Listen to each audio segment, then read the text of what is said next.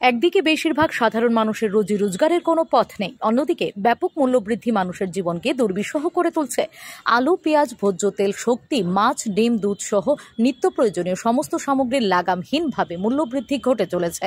নির্বাচনের সমস্ত প্রতিশ্রুতি ভুলে গিয়ে শাসক দলগুলি জনস্বার্থের দিকে নজর না দিয়ে মানুষের দৃষ্টি অন্যদিকে ঘোরানোর চেষ্টা করছে।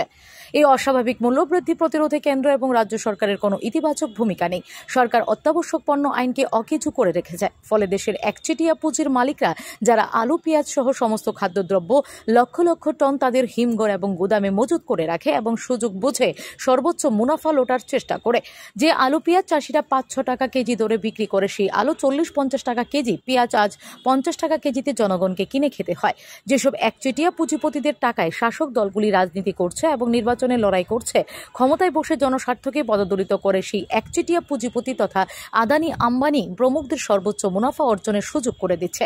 এই দুর্বিষহ পরিস্থিতিতে SUCI দলের পক্ষ থেকে আজ আগরতলায়, বটতলায় বিভিন্ন দাবিতে এক বিক্ষোভ সভার আয়োজন করা হয়। সভায় দাবি উঠে নিত্য প্রয়োজনীয় দ্রব্যের সামগ্রিক রাষ্ট্রীয় বাণিজ্য চালু করতে হবে, অবিলম্বে আলু, পেঁয়াজ সহ নিত্য প্রয়োজনীয় সামগ্রী কম দামে রেশনের মাধ্যমে সরবরাহ করতে হবে, বেআইনি মজুত শনাক্ত করে কালোবাজারি বন্ধ করতে হবে, ডেয়ারির দুধের বর্ধিত মূল্য প্রত্যাহার করতে হবে, মোবাইলের রিচার্জ এবং ডেটা রিচার্জের বর্ধিত মূল্য অবিলম্বে প্রত্যাহার করতে হবে, বিদ্যুতের প্রিপেড স্মার্ট মিটার গ্রাহকদের উপর জোর করে চাপিয়ে দেওয়া চলবে না। যুদ্ধকালীন তৎপরতায় মূল্যবৃদ্ধি প্রতিরোধ কেন্দ্র এবং রাজ্য সরকারকে ইতিবাচক পদক্ষেপ গ্রহণ করতে হবে।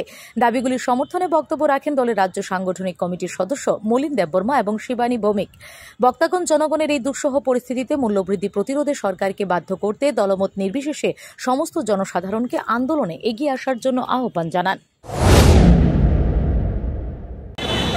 আপনারা জানেন, আমাদের এই রাজ্যে এই কয়েকদিন যাবৎ ধরেই যেভাবে নিত্য প্রয়োজনীয় জিনিসের দাম বাড়াচ্ছে, তার প্রতি সরকারের কোনো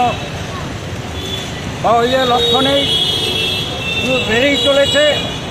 অযৌক্তিক কারণে এগুলি আজকে আমাদের এই রাজ্যের গোলবাজারের মজুতদাররা জিনিসের দাম বাড়িয়ে দিচ্ছে, অথচ আমাদের এই রাজ্যের সাধারণ মানুষের আজকে রেগার কাজ থেকে শুরু করে সমস্ত তার ইনকামের সোর্স কমে যাচ্ছে।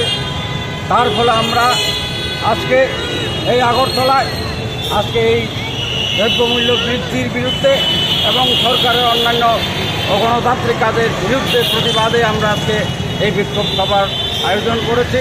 Bureau report, S Bharat live 24 hours.